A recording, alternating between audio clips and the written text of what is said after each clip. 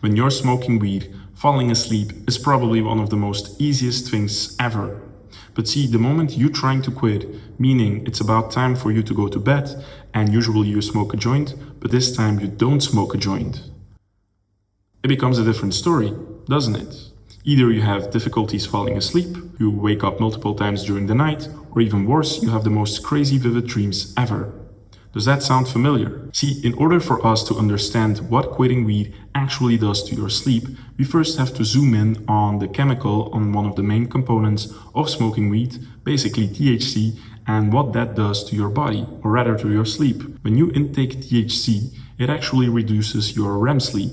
REM sleep stands for rapid eye movement sleep. Now, the thing is, it is important for us to understand that sleep is one of our main mechanisms of our bodies to restore ourselves. That's the main reason why we sleep. After a whole day of living, existing, doing things, our bodies need to recharge the batteries. And the way how they do that is through sleep. And not only just sleep, but through different stages of sleep.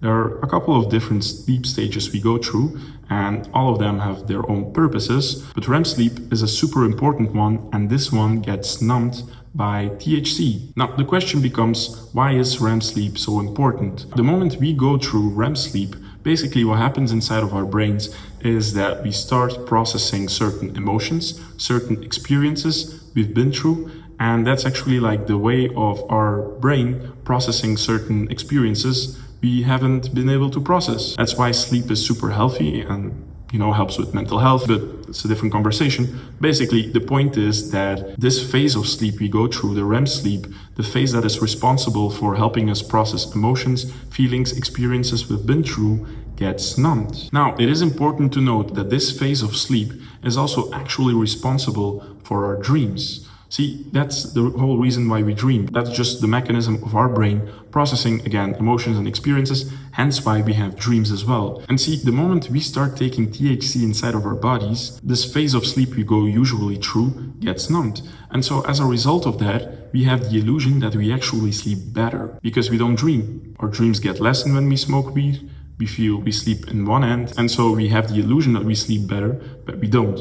And now comes the thing. What happens when we don't smoke weed, right? We already know that smoking weed numbs this part, it numbs this phase of sleep we usually go through to process emotions and experiences we usually have. When this gets numbed and then stopped being numbed, because the moment we stop smoking, we stop numbing that, and so what happens is a REM rebound. Basically, our bodies can have REM sleep again. Basically, that's all what's happening. Your brain is just recalibrating itself, finding again the ways and the methods it was functioning without THC, and also you have the most crazy REM rebounds. You have REM sleep back again, and depending on how long you've been smoking, this can feel very, very weird, super weird, because imagine you've been smoking for 5 years, non-stop, constantly, every day, daily smoker, every night before sleep, light that joint, every night, multiple joints, who knows, right? And so what happens is, cool, after 5 years, you tell yourself, okay, I'm not gonna smoke. I'm quitting. And so literally you break a 5-year habit from yourself that you have basically get used to, you tell your brain, you're dependent to THC, not anymore. And so of course the most craziest things will happen.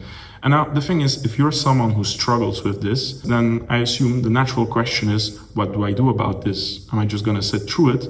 Well, at the end of the day, yes, that's the unsexy true answer. I hate to break it to you, but there is one thing you can do. And that's also actually something that really helped me during my journey. I mean, maybe two things. First, remember that it's temporary. It's not gonna be forever like that. It's just a certain small phase. Your body has to go through certain recalibration. The moment you can recalibrate, it will get better. So keeping that in mind is one.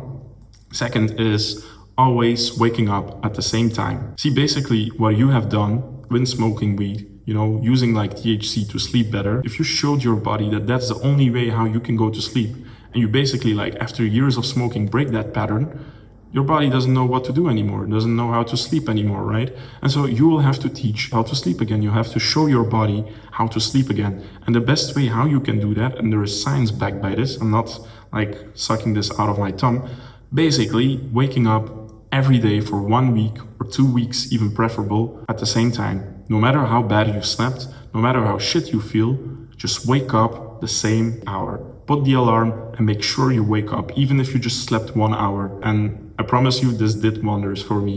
You will feel like shit, that's for sure. But at least you'll start teaching your body again that this is the proper time to wake up. And it will be like an anchor for your body to know like, okay, if I'm waking this time up, it'll have like something like to anchor itself towards and start slowly like regaining like common sense of sleeping. Now, if you're someone who struggles with this and wants help, down in the description, I have like a free PDF document. It's actually like a small guide that helps you re-stabilize your sleep during your first week. Small things you can do, small tasks, completely for free. Check it out. Definitely can help you. Now, this was the video. Thanks for watching. Thanks for sticking. Appreciate you. And I see you in the next one. Take care.